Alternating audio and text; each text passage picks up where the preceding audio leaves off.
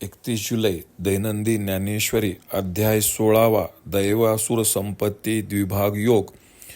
अलंकापुरी पुण्यभूमी पवित्रम तेथे नांदतो ज्ञानराजा सुपात्र. तया आठविता महापुण्यराशी नमस्कार माझा सद्गुरू श्री ज्ञानेश्वरांशी. ओवी क्रमांक 31 पासून पुढे. मी या गीता येणे नावे तुझे पसाया मृत सुवावे. वानू लादलो ते दुनेन थावे दैवलो देवे. माझी सत्यवादाचे तप वाचा केले बहुत कल्प. तया फळांचे हे महाद्वीप पातली प्रभू. पुण्ये पोषली असाधारणे तिये तुझे गुणवानने. देऊनी मज उत्तीर्णे झाली आजी. जी जीवित्वाच्या आडवी तुडलो होतो मरण गावी. ते अवदसाची आगवी फेडिली आजी. जे गीता येणे नावे नावानिनी. जे अविद्या जिनोनी दाटोगी. ते कीर्ती तुझी आम्हा जोगी वानावया आली. पै निर्धना घरी वानिवसे. महालक्ष्मी येऊनी बैसे.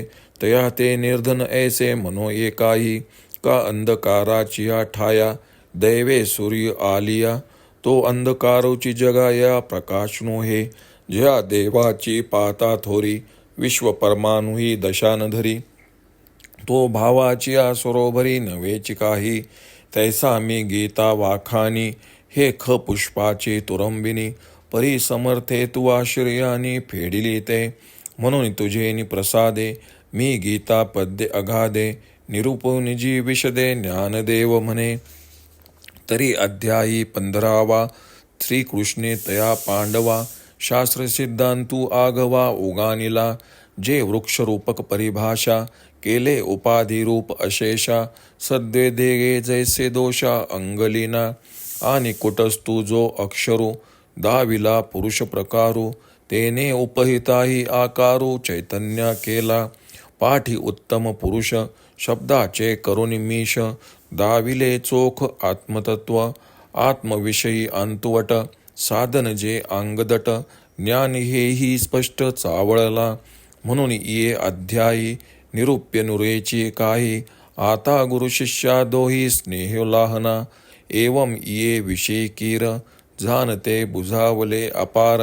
परी मुमुक्षु इतर साकांश झाले. त्या मज पुरुषोत्तमा ज्ञान भेटे जो सुवर्मा. तो सर्वज्ञ तोची सीमा भक्तीचीही. ऐसे हे त्रैलोक्य नायके बोलिले अध्यायात श्लोके. तेथे ज्ञानची बहुतेके वानिली तोषे. भरुनी प्रपंचाचा घोटू की जे देखताची देखतया दृष्टू. आनंद साम्राज्यी पाटू बांधिजे जीवा.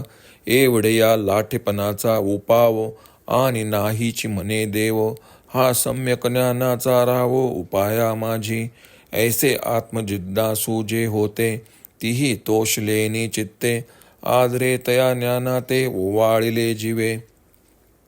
आता आवडी जेत पडे तयाची अवसरी पुढे पुढे.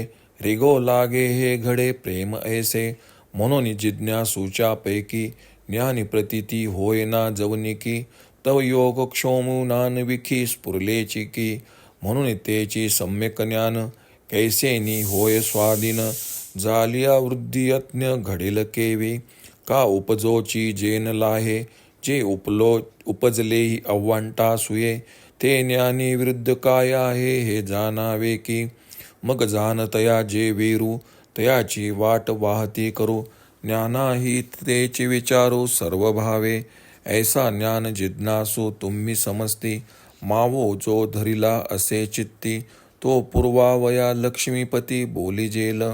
ज्ञानासी सुजन्म जोडे आपली विश्रांतीही वरिवाडे. ते संपत्तीचे पवाडे सांगिल देवी. आणि ज्ञानाचे निकामाकारे. जे राग द्वेषांशी देथारे. तिये आसुरियेही घोरे करील रूप. श्रीकृष्ण पुढे म्हणतात, परंतु तुमचे अखंड गुणगान करावे याची मला अत्यंत हौस किंवा मलाही खोडच लागली आहे. म्हणून तो अपराध न म्हणता वाटेल ते करा. मी मात्र माझी सर्व इच्छा पूर्ण केल्याशिवाय येथून हलणार नाही. मी गीता नामक आपले प्रसादामृत सेवू लागलो. तो मला अन्य यशोवर्णनाचे दुप्पट बळ चढले. माझ्या नशिबाचे नशीब उघडले. हे प्रभो, मला वाटते अनंत कल्प माझ्या वाणीला सत्यभाषणाचे तपाचरण घडले आहे. त्याचे फल म्हणूनच मला या गीतारूप महाद्वीपाचा लाभ झाला आहे, असे श्री ज्ञानेश्वर महाराज अर्जुनाच्या तोंडून म्हणतात. मी आजवर असामान्य पुण्याई संपादन केली. त्याचा मोबदला म्हणून तुमचे गुणवर्णन करण्याचे तिने मला सामर्थ्य देऊन ती आज माझी उतराई झाली आहे. देहबुद्धीमुळे मी जीवदशेच्या अरण्यात गुंतून जन्ममृत्यूच्या कचाट्यात अडकलो होतो. ती माझी अवदशा, माझी जीवदशाच आज संपल्यामुळे सर्व नष्ट झाली आहे.